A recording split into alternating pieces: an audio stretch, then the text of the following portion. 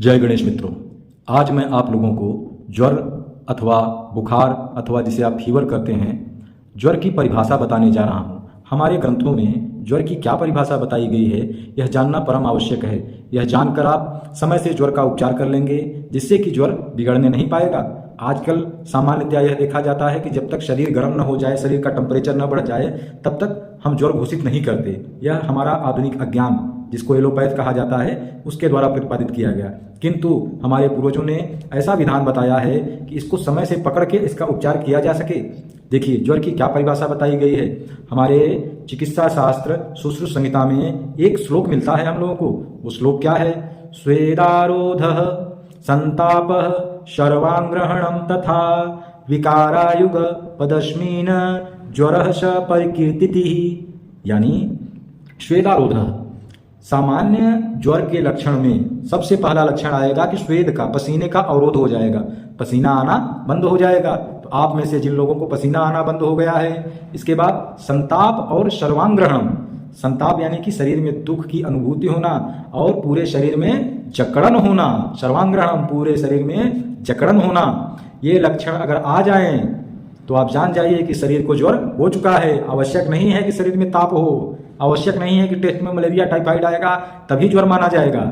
यदि पसीना आना बंद हो गया हो, शरीर से पसीना ना आ रहा हो, शरीर से सामान्य तौर पर पूरे शरीर में जकड़न बढ़ रही हो, तो उसको ज्वर घोषित कर दिया जाए। यह हमारे पूर्वजों का ज्ञान है, जिसका आज बहुत महत्व है। आपको जीवन में इतनी परिभाषाएं बता दी गई जिनका कोई यूज नहीं है आज के डेट में। आज की तारीख में कई परिभाषाएं आपने पढ़ डाली हैं जिनका जीवन में कोई प्रयोग नहीं है।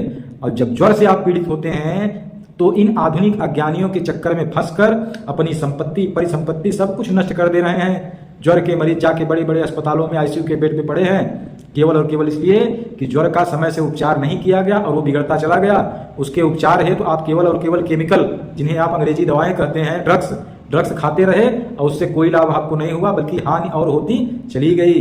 इसलिए आप में से जिन लोगों को अथवा उनके जानने वालों को, परिवार वालों को शरीर से पसीना आना बंद हो गया हो और शरीर में जकड़न बढ़ रही हो, वो तुरंत जान जाएं कि उनको ज्वर हो चुका है। उपचार बहुत सामान्य उपचार है इसका।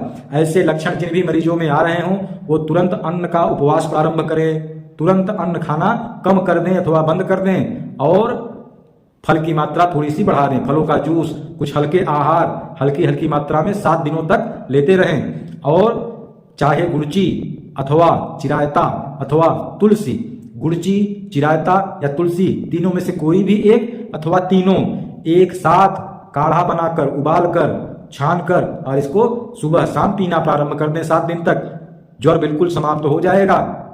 बात समझ में आ गई हो तो जय सीताराम जी की।